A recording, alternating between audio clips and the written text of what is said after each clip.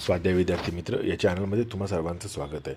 मित्रांनो, आज आपण इयत्ता 5वी परिसर अभ्यास भाग 1चा 17वा पाठ वस्त्र आपली गरज याचा स्वाध्याय बघणार आहोत. पहिला प्रश्न आहे, खालीलपैकी ज्या वस्तू तुमच्याकडे असाव्यात असे वाटते त्या वस्तूंची नावे वहीत लिहा.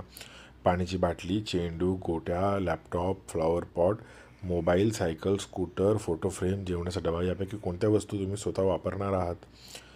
तर याचं उत्तर मी माझ्या पद्धतीने लिहिले, तुम्ही तुमच्या पद्धतीने लिहायचं आहे. खालील वस्तू मला माझ्याकडे असाव्यात असे वाटते. पाण्याची बाटली, सायकल, जेवणाचा डबा, चेंडू. मी या वस्तू स्वतः वापरणार आहे.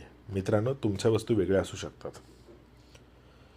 पारंपरिक वेशभूषेच्या स्पर्धेसाठी तुम्ही कोणकोणत्या कपड्यांची निवड कराल त्याची नोंद वहीत करा.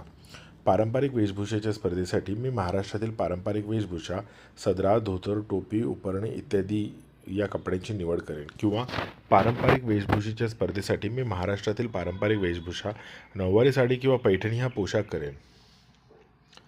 खालील तक्त्यात आपल्याला देशातील काही राज्यांची नावे दिली आहेत. येथील प्रसिद्ध वस्त्रांचा प्रकार तक्त्यात लिहा. राज्याचे नाव: वस्त्र. महाराष्ट्र: सदरा, धोतर, उपरणे, फेटा, नऊवारी साडी, पैठणी साडी.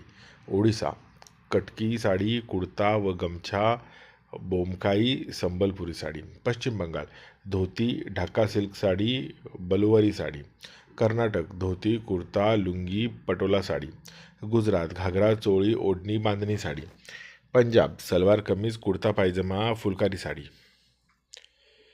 उपक्रम: जवळपासच्या कपड्याच्या प्रदर्शनाला भेट द्या. तेथे मांडलेल्या कपड्यांच्या उपयुक्ततेबद्दल अधिक माहिती मिळवा. तुमच्या परिसरात असणाऱ्या खादी ग्रामोद्योग केंद्राला भेट द्या. कपड्यांचे प्रकार व ते तयार होण्याची ठिकाणे कोणती ती समजून घ्या. हा स्वाध्याय कसा वाटला हे कमेंट्समध्ये मला कळवा. आणि मित्रांनो, तुम्हाला पुढचा व्हिडिओ कोणता हवा आहे हेही मला कमेंट्समध्ये सांगा. आणि आपल्या चॅनलचे व्हिडिओ पाहायला जर तुम्हाला आवडत असेल तर नक्की या चॅनलला सबस्क्राईब करून बेल आयकॉन प्रेस करा. म्हणजे जे व्हिडिओ मी बनवतोय ते तुम्हाला लवकरात लवकर पाहता येतील. धन्यवाद.